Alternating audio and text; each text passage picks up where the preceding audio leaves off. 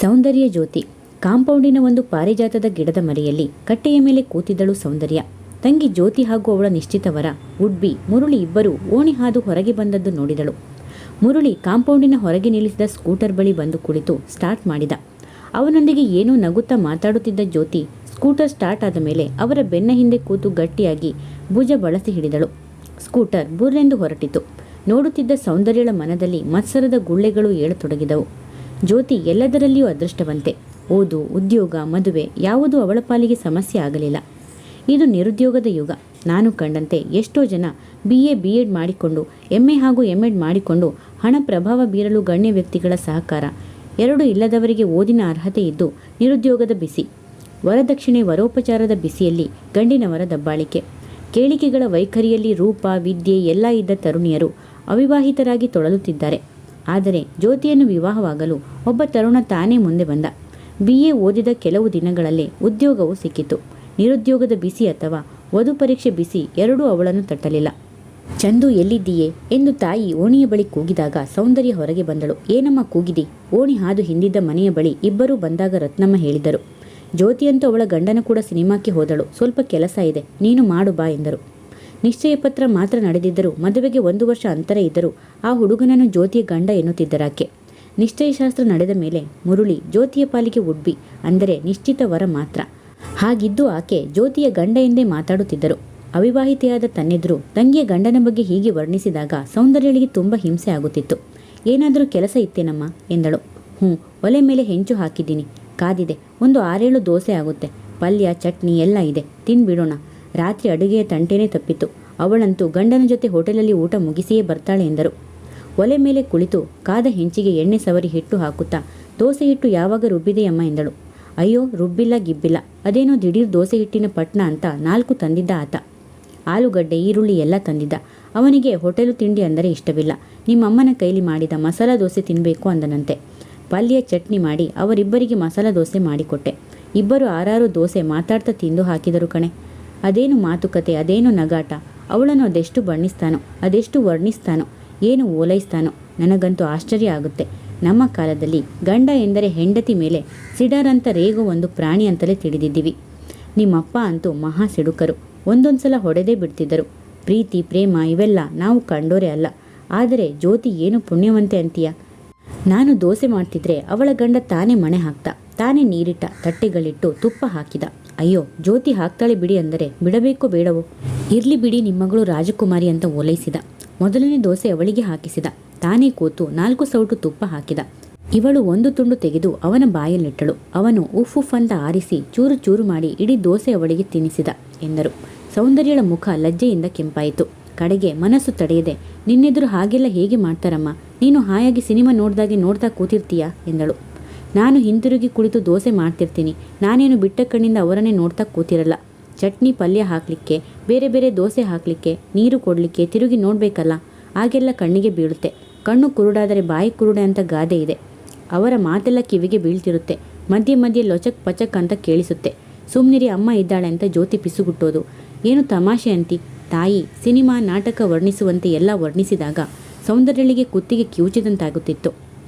ಅಮ್ಮ 4 ದೋಸೆ ಆಗಿದ್ದು ಎಂದಳು. ತಗೊಂಬ, ಅದನ್ನೇ 2 ಇಬ್ಬರು ತಿನ್ನೋಣ. ರಾತ್ರಿಗೆ ನೀನು ಬೇಕಾದರೆ 1 ಹಿಡಿ ಅನ್ನ ಮಾಡಿಕೊ. ನಾನು ಕಾವೇರಕ್ಕನ ಮನೆಗೆ ಹೋಗಿ ನೀನ ನೋಡಿ ಹೋದ ವರನ ಬಗ್ಗೆ ಕೇಳಿ ಬರ್ತೀನಿ. ಇವರು ಗಂಡಿನವರು ಏನಾದರೂ ಹೇಳಿರಬಹುದು. ರಾತ್ರಿ ಕಾವೇರಕ್ಕ ಬಲವಂತ ಮಾಡಿದರೆ 1 ತುತ್ತು ಅಲ್ಲೇ ತಿಂದು ಬರ್ತೀನಿ. ಅಂದ ಮೇಲೆ ತಾಯಿ 9ರ ಮೇಲೆ ಬರ್ತಾಳೆ ಎಂದುಕೊಂಡಳು ಸೌಂದರ್ಯ. ಇದೇನೇ ಚಟ್ನಿ ಈ ಪಾಟಿ ಚೂರು ಹಾಕಿದ್ದಿ ಎಂದರಾಕೆ. ಚಟ್ನಿ ಪಲ್ಯ ಇರೋದೇ ಕೊಂಚ ಅಮ್ಮ, ಏಕೆ ಪಾತ್ರೆಗಳು ನೋಡಲಿಲ್ಲೇನೋ ಎಂದಳು ಸೌಂದರ್ಯ. ಹೌದೇನು? ಚೆನ್ನಾಗಿ ಆ ಸ್ಟೀಲ್ ಬಟ್ಟಲ ತುಂಬ 1 ತೆಂಗಿನಕಾಯಿ ಅರೆದು ಮಾಡಿದ್ದೆ. 12 ಆಲೂಗಡ್ಡೆ ಹಾಕಿ ಪಲ್ಯ ಮಾಡಿದ್ದೆ. 4-5 ಸಲ ಹಾಕಿದ ಮೇಲೆ ಪಲ್ಯ ಚಟ್ನಿಯ ಪಾತ್ರೆಗಳು ಈ ಕಡೆನೇ ಇಟ್ಟು ಬಿಡಮ್ಮ, ನಾವೇ ಹಾಕೋತೀವಿ. ನೀನೆಷ್ಟು ಸಲ ಕೈ ತೊಳೆದುಕೊಳ್ಳುತ್ತಿ ಅಂದಳು. ಹೀಗಾಗಿ ಅವರ ಮುಂದೆ ಇಟ್ಟು ಬಿಟ್ಟಿದ್ದೆ ಎಂದರು. ಅವನು ತಮ್ಮ ಸರಸ ಸಲ್ಲಾಪದಲ್ಲಿ ಎಷ್ಟು ಸಲ ಎಂಜಲು ಮಾಡಿರುತ್ತಾರೋ ಅನಿಸಿತು ಅವಳಿಗೆ. ಅಮ್ಮ, ಪಲ್ಯ ಚಟ್ನಿ ನೀನೇ ಹಾಕಿಕೋ, ನಾನು ಒಂದಿಷ್ಟು ಸಕ್ಕರೆ ಹಾಕ್ಕೊಂಡು ತಿಂತೀನಿ ಎಂದು ತನ್ನ ತಟ್ಟೆಯಲ್ಲಿದ್ದುದನ್ನು ಅವರ ತಟ್ಟೆಗೆ ಸುರಿದಳು. ಮೊದಲಿಂದ ಬರೀ ಕಾಷ್ಟವ್ಯಸನವೇ ಆಯಿತು ನಿಂದು. ಅವಳ ರಾಜವೈಭೋಗ ನೋಡು. ಓದು, ವಿದ್ಯೆ, ಉದ್ಯೋಗ, ಮದುವೆ ಒಂದೂ ಸಮಸ್ಯೆ ಆಗಲಿಲ್ಲ. ಆದರೆ ನಿನ್ನ ಹಣೆ ಬರಹ ನೋಡು, ಬರೀ ಬಿಳಿ ತೊಗಲೊಂದೇ. ನಿಮ್ಮಪ್ಪ ಏನು ತಲೆ ಮೇಲಿಟ್ಟು ಮೆರೆಸಿದ್ದೆ. ನಿನ್ನ ರೂಪ ನೋಡಿ ಯಾವ ರಾಜಕುಮಾರ ಓಡಿ ಬರ್ತಾನೋ ಅನ್ನೋರು. ಚಿನ್ನದ ಬೊಂಬೆ ಅಂತ ಮುದ್ದಿಸೋರು. ಅಮ್ಮ, ಸುಮ್ಮನೆ ತಿಂಡಿ ತಿಂದು ಎದ್ದೋಗಮ್ಮ. ನಾನೊಬ್ಬ ದುರದೃಷ್ಟವಂತೆ ಅಂತ ತಾನೇ ನಿನ್ನ ಅಭಿಪ್ರಾಯ? ಈ ಹಾಳು ದೋಸೆಗಳನ್ನು ನೀನೇ ತಿನ್ನು ಎಂದು ಎದ್ದು ಹೋದಳು. ತಾಯಿ ರತ್ನಮ್ಮ ದೊಡ್ಡ ಸ್ವರದಲ್ಲಿ, ಏಕಂತ ಅಸಹನೆ, ನಾನೇನು ಅನ್ನಬಾರದು ಅಂದೆನೇನೆ? ಹೆತ್ತ ಹೊಟ್ಟೆ ಸಂಕಟ, ಮನಸ್ಸು ತಡಿದೆ ಒಂದು ಮಾತು ಅಂದೆ. ಈ ಪಾಟಿ ರೋಷ ಆದರೆ ನಾಳೆ ಅತ್ತೆ ಮನೆಯಲ್ಲಿ ಹೇಗೆ ಬಾಳ್ತೀಯೋ ಏನೋ, ಮೊದಲೇ ತುಂಬಿದ ಮನೆ ಎಂದರು. ಯಾವಾಗಲೂ ನಿನ್ನ ಹಂಗಣೆ ಕೇಳಿ ಸಾಕಾಗಿದೆಯಮ್ಮ. ಅವಳು ಕೊಡಿಸಿದ ಆ 2 ಬಣ್ಣದ ಸೀರೆಗೆ ಮರುಳಾಗಿದ್ದಿ ಎಂದು ನುಡಿದಳು. ರತ್ನಮ್ಮ ಅಬ್ಬರಿಸುತ್ತಾ, ಹೌದೇ, ಬಣ್ಣವಾದ ಸೀರೆ ನಾವು ಕಂಡಿದ್ದು ಎಂದು? ಯಾವಾಗಲೂ ಕಾವೇರಕ್ಕನ ಹಳೆ ಸೀರೆಗಳೇ. ಈ ಸಲ ಮಗಳು ಅಳಿಯ ಸೊಗಸಾದ ಸೀರೆಗಳನ್ನು ತಂದುಕೊಟ್ಟರು. ನನಗೆ ಹೆಮ್ಮೆ. ಇರೋ ಹಣದಲ್ಲಿ ನಿಮ್ಮಿಬ್ಬರ ಮದುವೆ ಆಗಿಬಿಟ್ಟರೆ ಹೇಗೆ ಅಂತ ಯೋಚಿಸ್ತಾ ಇದ್ದೆ. ಆಮೇಲೆ ನನ್ನ ಗತಿ ಏನು? ಈಗಿನ್ನು 50 ವರ್ಷ ಗಟ್ಟಿ ಗಡವಾಗಿದ್ದೀನಿ. ಮುಂದೆ ಹೇಗಪ್ಪ ಕಾಲ ಹಾಕೋದು ಅಂತಿದ್ದೆ. ಆದರೆ ಬಂಗಾರದಂಥ ಅಳಿಯ ಸಿಕ್ಕಿದ. ನಿಮ್ಮ ತಾಯಿ ನನ್ನ ತಾಯಿ ಸಹ. ನಮ್ಮ ಮನೆಯಲ್ಲಿ ಅವರು ಇರಲಿ ಅಂದಿದ್ದಾನೆ. ಜೀವಮಾನ ಪೂರ್ತಿ ನನಗೆ ಸಮಸ್ಯೆ ಅಂತ ಹೆದರಿದ್ದೆ. ಈಗ ಯಾವ ಭಯವಿಲ್ಲ. ಚಿನ್ನದಂಥ ಅಳಿಯ, ಅವಳ ರತ್ನದಂತಹ ಗುಣಕ್ಕೆ ದೇವರು ಮುತ್ತಿನಂಥ ಹುಡುಗನ್ನ ಕೊಟ್ಟಿದ್ದಾನೆ ಎಂದರು. ಹೌದಮ್ಮ, ಅವಳದು ರತ್ನದಂತಹ ಗುಣ, ಮುತ್ತಿನಂಥ ಗುಣ ಇರೋ ಗಂಡ ಸಿಕ್ಕಿದ್ದಾನೆ. ನಂದು ಹಿತ್ತಾಳೆಯ ಗುಣ, ಕಬ್ಬಿಣದಂತಹ ಗುಣ ಇರೋ ಹುಡುಗ ಸಿಗ್ತಾನೆ, ಸರಿತಾನೆ ಎಂದಳು. ರತ್ನಮ್ಮ ಸೋಲದೆ, ಕಬ್ಬಿಣದಂತಹ ಗುಣದವನೋ ಕೆಂಡದಂತಹ ಕೋಪಿಷ್ಟನೋ ಯಾರೋ ಒಬ್ಬ ಹುಡುಗ ಸಿಕ್ಕಿದರೆ ಸಾಕು ಕಣೆ. 4 ವರಗಳು ನೋಡಿದ್ವಿ, ಒಂದೂ ಕುದರಲಿಲ್ಲ. ನಂಗಂತೂ ನಿನ್ನ ರಂಪ ಸಾಕಾಗಿದೆ. ಎಂದಿಗೆ ದೇವರು ಕಣ್ಣು ತೆರೆದು ನಿನ್ನ ಮದುವೆಯಾಗಿ ಗಂಡನ ಮನೆಗೆ ಹೋಗ್ತೀಯೋ ದೇವರಿಗೆ 2 ತೆಂಗಿನಕಾಯಿ ಒಡಿಸ್ತೀನಿ ಎಂದು ಹೇಳಿ ದೋಸೆ ತಿಂದು ಕಾಫಿ ಕುಡಿದು ಹೊರಟರು. ಒಳಗೆ ಬಂದ ಸೌಂದರ್ಯ ಚಟ್ನಿ ಮಾಡಿದ ಒರಳು ತೊಳೆದು ಎಲ್ಲ ಪಾತ್ರೆ ಅಂಗಳಕ್ಕೆ ಹಾಕಿ ಜಿಡ್ಡು ಜಿಡ್ಡಾದ ಅಡಿಗೆ ಮನೆ ಸಾರಿಸಿ ಒರೆಸಿದಳು. ಕಾಫಿ ಮಾಡಿಕೊಂಡು ಕುಡಿದಳು.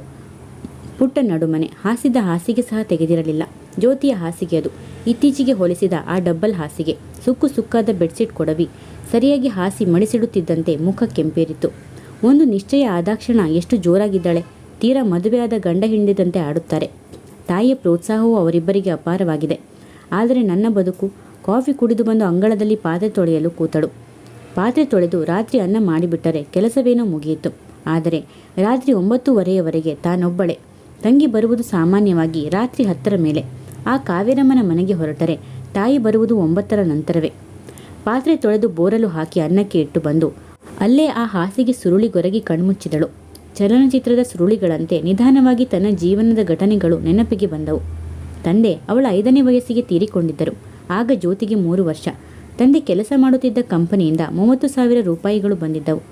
ಆಗ ತಾಯಿಗೆ ಸಮಾಧಾನ ಮಾಡಿ ಒಂದು ಒಪ್ಪಂದ ಮಾಡಿಕೊಂಡವರು ಆಕೆಯ ದೊಡ್ಡಪ್ಪನ ಮಗ ನಾರಾಯಣ್. ನೋಡಮ್ಮ, ತಿಂಗಳಿಗೆ 500 ರೂಪಾಯಿ ಸಂಬಳದಂತೆ ಕೊಟ್ಟು ಬಿಡ್ತೀನಿ. ಈ 30,000 ನನ್ನ ಬಿಸ್ನೆಸ್ಸಿಗೆ ಉಪಯೋಗಿಸಿಕೊಳ್ತೇನೆ.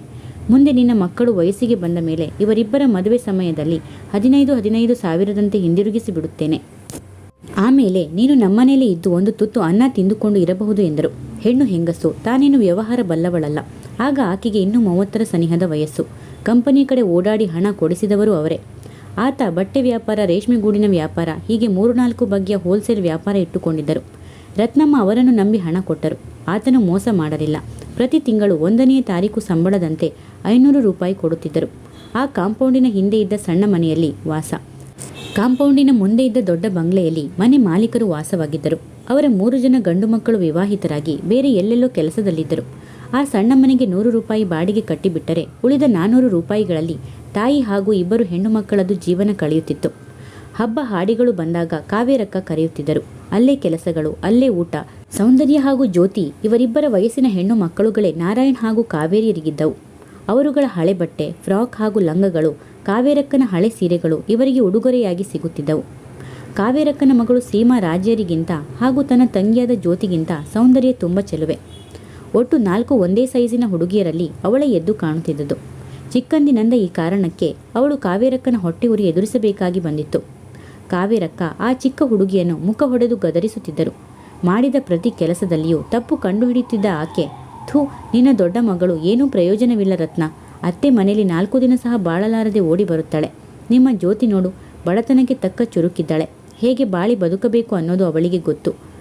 ಮನೆ ಅವಳು ಸಾರಿಸಿರೋ ಭಾಗನೂ ನೋಡು, ಈ ನಿನ್ನ ದೊಡ್ಡ ಮಗಳು ಸಾರಿಸಿರೋ ಭಾಗನೂ ನೋಡು. ಮನೆ ಹಳ್ಳ ಮಾಡಿಬಿಟ್ಟಿದ್ದಾಳೆ ಎನ್ನುವರು. ತಮ್ಮ ಆಶ್ರಯದಾತೆಯನ್ನು ಮೆಚ್ಚಿಸಲು ರತ್ನಮ್ಮ ಮಗಳ ಮೇಲೆ ಅನಾವಶ್ಯಕ ಕೋಪ ತೋರಿ, ಲೇ ಲೌಡಿ, ತಿಂದು ಕೊಬ್ಬೇನು ನಿನಗೆ, ಒಣಬಟ್ಟೆ ತಂದು ಒರೆಸು ಎಂದು ಗರ್ಜಿಸುತ್ತಾ ತಲೆ ಮೇಲೆ ಮೊಟಕಿ ಬೆನ್ನ ಮೇಲೆ ಗುದ್ದುವರು. ಏಟು, ಬೈಗುಳ, ಮೂದಲಿಕೆ, ಹಿಯಾಳಿಕೆಯೊಡನೆ ಅವಳ ಉಗಾದಿ, ದೀಪಾವಳಿ, ದಸರಾ ಹಬ್ಬಗಳು ಕಳೆದು ಹೋಗುತ್ತಿದ್ದವು. ಆಗಾಗ ಹಬ್ಬಗಳಲ್ಲಿ ಕಾವೇರಕ್ಕ ಜ್ಯೋತಿಗೆ ಹೊಸ ಬಟ್ಟೆ ಹಾಗೂ ರೋಡ್ ಗೋಲ್ಡಿನ ಸರ, ಬಳೆ ಮುಂತಾದ ಒಡವೆಗಳನ್ನು ಕೊಡುವರು. ನೋಡು, ನೀನು ಕೆಲಸದಲ್ಲಿ ಚುರುಕು ಇದ್ದಿ, ಹೇಳಿದ್ದು ಚೆನ್ನಾಗಿ ಮಾಡ್ತಿ, ಅದಕ್ಕೆ ಇದು ನಿನಗೆ ಬಹುಮಾನ ಎಂದು ಹೊಗಳಿ ಕೊಡುವರು. ಈ ಹೊಗಳಿಕೆ ಪ್ರೋತ್ಸಾಹ ಬಹುಮಾನಗಳನ್ನು ಪಡೆದ ಜ್ಯೋತಿ ನಿಜಕ್ಕೂ ದಿನದಿನಕ್ಕೆ ಚುರುಕಾಗತೊಡಗಿದ್ದಳು. ಆದರೆ ಮೂದಲಿಕೆ ಹೀಯಾಳಿಕೆಗಳಲ್ಲಿ ಬೆಳೆದ ಸೌಂದರ್ಯಗಳಲ್ಲಿ ಏನೋ ಒಂದು ಬಗೆಯ ಹಿಂಜರಿಕೆ, ಭಯ ಇತ್ತು. ತಂಗಿಯಂತೆ ಯಾವುದರಲ್ಲಿಯೂ ದಿಟ್ಟತನದಿಂದ ಮುಂದೆ ನುಗ್ಗುವ ಸಾಮರ್ಥ್ಯವಿರಲಿಲ್ಲ. ತನ್ನ ರೂಪವೇ ಕಾವೇರಕ್ಕನ ಹೊಟ್ಟೆಕಿಚ್ಚಿಗೆ ಕಾರಣ ಎಂಬಷ್ಟು ತಿಳುವಳಿಕೆ ಇರಲಿಲ್ಲ. ಕಾವೇರಕ್ಕನ ಮಕ್ಕಳಿಬ್ಬರು ಕಡುಕಪ್ಪು ಹಾಗೂ ಕಣ್ಣು ಮೂಗಿನಲ್ಲಿಯೂ ಚೆನ್ನಾಗಿರಲಿಲ್ಲ. ಎಂತೆಂಥ ಒಡವೆ, ಬಗೆ ಬಗೆಯ ಜರಿಯ ಲಂಗಗಳನ್ನು ಹಾಕಿದರೂ ಆಕರ್ಷಕವಾಗಿ ಕಾಣಲಾರದ ತನ್ನ ಮಕ್ಕಳೆದುರು ಸಾಧಾರಣವಾದ ಒಂದು ಲಂಗ ಜಂಪರ್ ತೊಟ್ಟರು ಕೆಸರಿದ ತಲೆಯಲ್ಲಿ ಆಕರ್ಷಕವಾಗಿ ಕಾಣುವ ಸೌಂದರ್ಯಗಳನ್ನು ಕಂಡು ಹೊಟ್ಟೆ ಉರಿಯುತ್ತಿತ್ತು ಕಾವೇರಮ್ಮನಿಗೆ. ಹಾಲು ಬಣ್ಣದ ನೀಳ ಶರೀರದ ಸೌಂದರ್ಯ, ತಿದ್ದಿ ತೀಡಿದ ನೀಳ ಮೂಗು ಹಾಗೂ ಮಾಟವಾದ ಪುಟ್ಟ ಬಾಯಿ, ಕೆಂದುಟಿ, ತುಂಬುಗೆನ್ನೆಯ ಚೆಲುವೆ, ಅಗಲವಾದ ಆ ಕಪ್ಪು ಕಂಗಳಲ್ಲಿ ಆತ್ಮವಿಶ್ವಾಸದ ಪ್ರಖರ ಕಾಂತಿ ಹೊಳೆಯಲು ಆಕೆ ಬಿಡುತ್ತಿರಲಿಲ್ಲ. ಸೌಂದರ್ಯಳ ವ್ಯಕ್ತಿತ್ವ ಕುಗ್ಗಿಸುವುದರಲ್ಲಿ ಕಾವೇರಮ್ಮನಿಗೇನೋ ಒಂದು ಆತ್ಮತೃಪ್ತಿ. ಈ ಬಿಳಿ ಜಿರಳಿ ಏನು ಪ್ರಯೋಜನವಿಲ್ಲದ್ದು. ಹಬ್ಬ ಇಲ್ಲ, ಹಾಡಿ ಇಲ್ಲ, ಅನಿಷ್ಟ ಅಳ್ತಾ ಇರುತ್ತೆ, ಬಿಕ್ತಾ ಕೆಲಸ ಮಾಡ್ತಿರುತ್ತೆ. ಒಂದು ದಿನ ಇದರ ನಗುಮುಖ ನಾನು ಕಂಡಿದ್ದಿಲ್ಲ. ಕೊಂಚ ಬಣ್ಣ ಕಪ್ಪಾದರೂ ಚಿಂತೆ ಇಲ್ಲ. ನಿಮ್ಮ ಜ್ಯೋತಿ ಮುಖದಲ್ಲಿ ಕಳೆ ಇದೆ. ನಾಳೆ ತಾನೂ ಬಾಳ್ತಾಳೆ, ನಿನಗೂ ಒಂದು ತುತ್ತು ಅನ್ನ ಹಾಕ್ತಾಳೆ. ಈ ಹರಳೆಣ್ಣೆ ಮುಖದ ನಿನ್ನ ದೊಡ್ಡ ಮಗಳನ್ನು ಯಾರು ಸೀತಾರೋ ಕಾಣೆ. ಯಾವ ತಲೆ ಮಾಸಿದೋನು ಸಹ ಈ ಹರಳೆಣ್ಣೆ ಮುಖಕ್ಕೆ ಖಂಡಿತ ಸಿಗಲ್ಲ. ಹೀಗೆಲ್ಲ ಆಕೆ ಜರಿಯುತ್ತಿದ್ದರೆ ರತ್ನಮ್ಮ ಆಕೆಗೆ ಪ್ರೋತ್ಸಾಹ ನೀಡುವಂತೆ ಅವರ ಹಣೆಯಲ್ಲಿ ಏನು ಬರೆದಿದೆಯೋ ಮನೆಯಲ್ಲೂ ಹಾಗೆ ಮಾಡ್ತಾಳೆ. ಜ್ಯೋತಿ ಮೇಲೆ ಏನೋ ಜಗಳ ತೆಗೆದು ಅವಳು ಹೊಡೆದಳು ಅಂತ ಅಳ್ತಾ ಕೂತ್ಬಿಡ್ತಾಳೆ. ಅವರಪ್ಪ ನೋಡಿದ್ರೆ ಇದು ಹುಟ್ಟುತ್ತಲೇ ತನ್ನ ಮಗಳ ಸಮಾನ ರೂಪವತಿ ಇಲ್ಲ ಅಂತ ಸೌಂದರ್ಯ ಅಂತ ಹೆಸರಿಟ್ಟು ಬಿಟ್ಟರು. ನಮ್ಮ ಜ್ಯೋತಿ ಕಣ್ಣುಗಳು ಪ್ರಖರ ದೀಪದ ಹಾಗೆ ಹೊಳೆಯುತ್ತಿದೆ ಅಂತ ಜ್ಯೋತಿ ಅಂತ ಇದಕ್ಕೆ ಹೆಸರಿಟ್ಟರು ಎಂದು ನುಡಿಯುತ್ತಿದ್ದರು. ಈ ಮಾತಿಗೆ ಕಾವೇರಮ್ಮ, ಜ್ಯೋತಿ ಬಿಡು ಬುದ್ಧಿವಂತೆ, ಈ ನಿನ್ನ ದೊಡ್ಡ ಮಗಳಲ್ಲಿ ಏನೋ ರೂಪವಿದೆಯೋ ಸತ್ತು ಸ್ವರ್ಗದಲ್ಲಿರೋ ಅವಳಪ್ಪನಿಗೆ ಗೊತ್ತಿರಬೇಕು ಎನ್ನುವರು. ಚಿಕ್ಕಂದಿನಿಂದ ಹೊಗಳಿಕೆಗಳನ್ನು ಅರಗಿಸಿಕೊಂಡೇ ಬೆಳೆದ ತಾಯಿಯ ಮೆಚ್ಚಿನ ಮಗಳಾಗಿ ಬೆಳೆದ ಜ್ಯೋತಿ ಅಪರಿಮಿತ ಬುದ್ಧಿವಂತಿಯಾಗಿಯೇ ಬೆಳೆದಳು.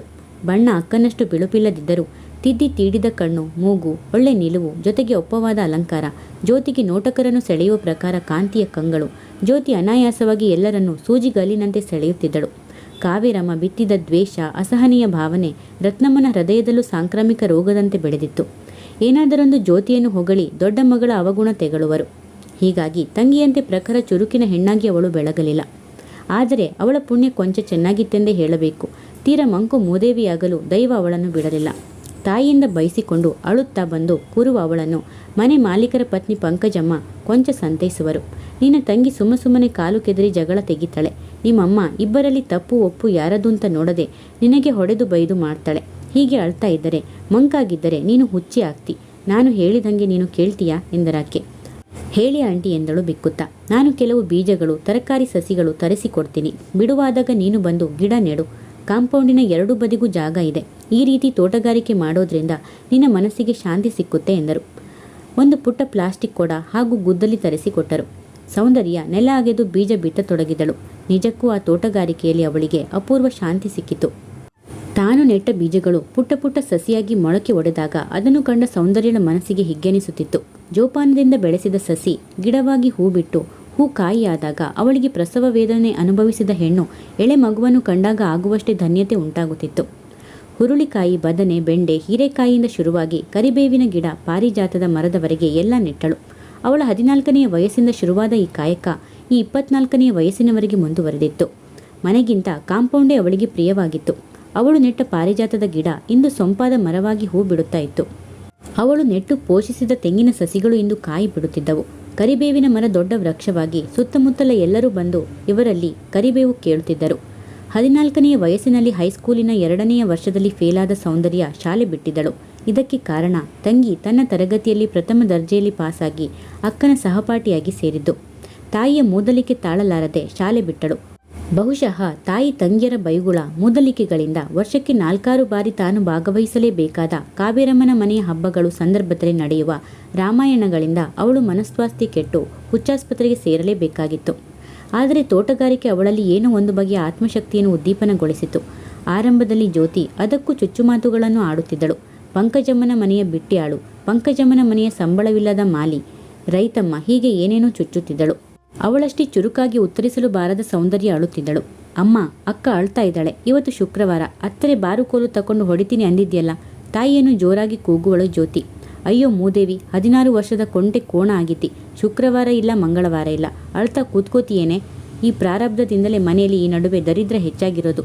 ತಾಯಿ ರತ್ನಮ್ಮ ಬಂದು ದಬದಬ ಹೊಡೆಯುವರು. ಒಂದು ದಿನ ಈ ಜಗಳಕ್ಕೆ ಮಧ್ಯೆ ಪ್ರವೇಶಿಸಿದರು ಪಂಕಜಮ್ಮ.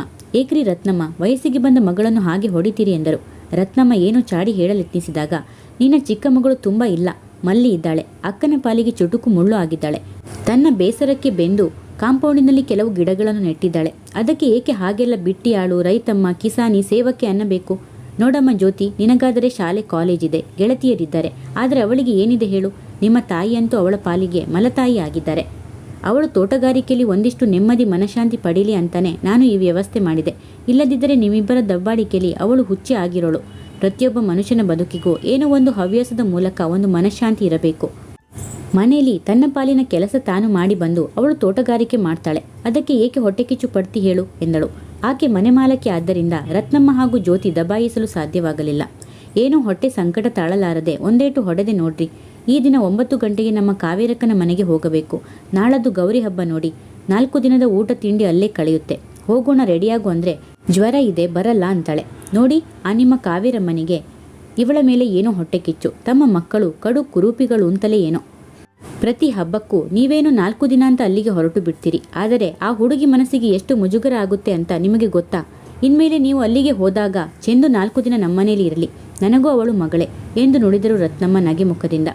ಇರಲೇಳಿ ಅಮ್ಮ, ಸಂತೋಷ ಎಂದರು. ಆ ಬಾರಿ ಕಾವೇರಮ್ಮನ ಮನೆ ತಪ್ಪಿದ್ದರಿಂದ ಚೆಂದು ಗೆಲುವಾದಳು. ಜ್ಯೋತಿ ಒಬ್ಬಳೇ ಈ ಬಾರಿ ಆದ್ದರಿಂದ ಕೆಲಸದ ಹೊರೆಯೂ ಜಾಸ್ತಿ ಹಾಗೂ ಬೈಗಳನ್ನು ಕಾವೇರಮ್ಮನಿಂದ ತಿನ್ನಬೇಕಾಯಿತು. ಕಡು ಕುರೂಪಿಗಳಾದ ತಮ್ಮ ಹುಡುಗಿಯರೆದುರು ಜ್ಯೋತಿಯೇ ಸುಂದರವಾಗಿ ಕಂಡಿದ್ದರಿಂದ ಅವಳ ಮೇಲೆ ಎಗರಾಡುವಂತಾಯಿತು ಅವರಿಗೆ.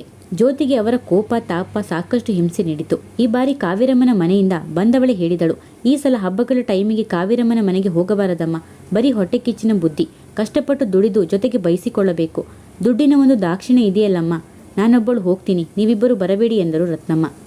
ಪ್ರಿಯ ವೀಕ್ಷಕರೇ, ಈ ಕಥೆ ನಿಮಗೆ ಇಷ್ಟವಾದರೆ ಒಂದು ಲೈಕ್ ಮಾಡಿ, ಕಮೆಂಟ್ಸ್ ಮಾಡಿ, ಶೇರ್ ಮಾಡಿ, ಸಬ್ಸ್ಕ್ರೈಬ್ ಮಾಡಿ ಮತ್ತು ಬೆಲ್ ಐಕಾನ್ ಕ್ಲಿಕ್ ಮಾಡಿ. ಇದರಿಂದ ನನ್ನ ಎಲ್ಲ ವಿಡಿಯೋಗಳ ನೋಟಿಫಿಕೇಶನ್ ನಿಮಗೆ ಬೇಗನೆ ತಲುಪುತ್ತದೆ.